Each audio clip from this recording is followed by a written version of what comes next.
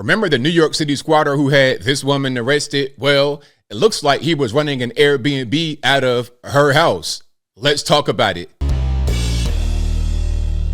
How's everybody doing? My name is Anthony Brian Logan, and today I bring you an update on the New York City squatter who took over Andale Andeloro's home in Queens, which is worth $1 million US.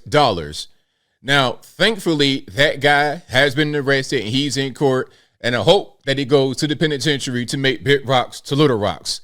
Now, there's more to the story. That's not where it ends. You see, this guy was not just squatting in the house by himself. Oh, no. He had 7 rooms rented out to individuals in the area. And I don't know if they're still there or not, but he literally converted her house into his own personal Airbnb, rental property, or something like that. Now imagine you are a homeowner, you're doing the right thing. You were actually inherited the property by your parents. You didn't do anything wrong. You try to go back there. Here's this dude barging his way in, and he's renting your home out. So not only is he living there for free, he's actually making money. He's profiting off of your property. Imagine that. Now we have a law change in New York State. Not we, I don't live in New York. Y'all have a law change that would prevent this from happening in the future. But as of right now, we're still dealing with some court issues, and I'm not sure if those 7 individuals are out of the house or not. Now, before I go any further, let's get to the news clip. If you want to see the clip in full, link as always will be in the box. But without further ado, let's go ahead and roll it. On a 7 on Your Side investigation. Now, you'll remember this, a squatter standoff captured on camera. For the first time, we're hearing from the homeowner at the center of it all, since the state laws have now been changed and the man who was inside her home was criminally charged, Mike. Hopefully the new law change will help her. I'm not sure how it goes. Like, okay, you got a law change that takes place now. Will it help previous cases? I hope so. Reporter Dan Krauth joins us now. Dan, you and I have been talking so much about this, and now we get to hear from the woman inside that home with you. Yeah, and a pretty big update. We all remember Adele, right? Yeah. She was involved with a standoff. Yes. Well, prosecutors charged the accused squatter in her home and ordered him not to go anywhere near it. So you think the problem's over, right? She still has strangers living there. She says it's a complicated situation, and she's waiting to see how this new law is applied to determine what to do next. So Adele, you're getting arrested right now? I'm being arrested. For what? For being in my own home. The video of her arrest has been seen around the world. Never knowing. Now, for a little bit of context, if you don't remember or you didn't see this, the reason why she's being arrested for going in her home after a squatter took over is because she changed the locks, and that is illegal because at this time, squatters had rights as tenants. But now under the new law, a squatter shall not be given tenants' rights. However, since the squatter was renting out 7 rooms in the house to random individuals, they may have some rights. It gets really complicated. It was going to get to that extreme, but if it took that to get to here, I'm okay with that. When we showed up to interview Adele Andeloro outside her Flushing, Queens home back in March, That's not going on. we did not expect the accused squatters to show up, or that she'd be put in handcuffs for changing the locks. Now, this is something that you should do. Like, okay, you getting arrested for a good reason. You got those who's going to be out there at Columbia, eating ramen noodles on the ground, talking about we're occupying this land for Palestine, all this, that, and the third. That's one thing. But this right here, getting arrested because of your property and your right, standing up for yourself, that is a valiant, that is a brave and honorable thing to do. So shout out to her.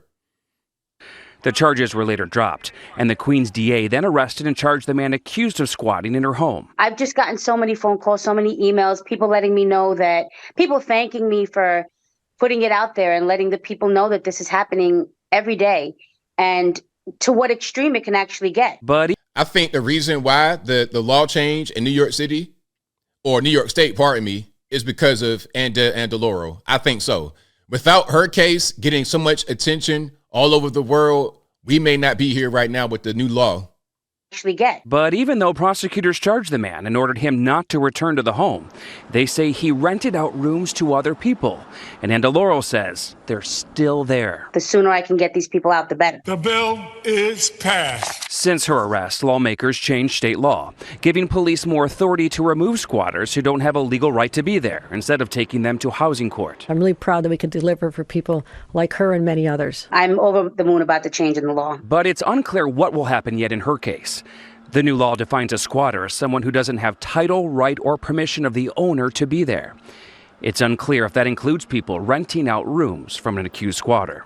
But see, the thing is, okay, if you don't have title, right, or anything else from the owner to be there, then that would apply to them, right? Because they don't have her permission. She's the owner. The squatter was not the owner. The squatter did not have rights. So you can't be given rights by someone who does not have rights to give. Maybe I'm reading incorrectly, but. So now I'm kind of just waiting it out for a couple of days before I take any action to see if there's anything I can do that maybe will shorten the length of the process for me now that the law has changed.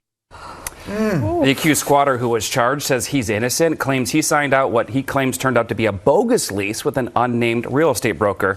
He will be back in court next month. We'll track that, and we'll also, of course, track to see what happens to Adele. This is so unique, and it sounds like another gray area that has emerged from this.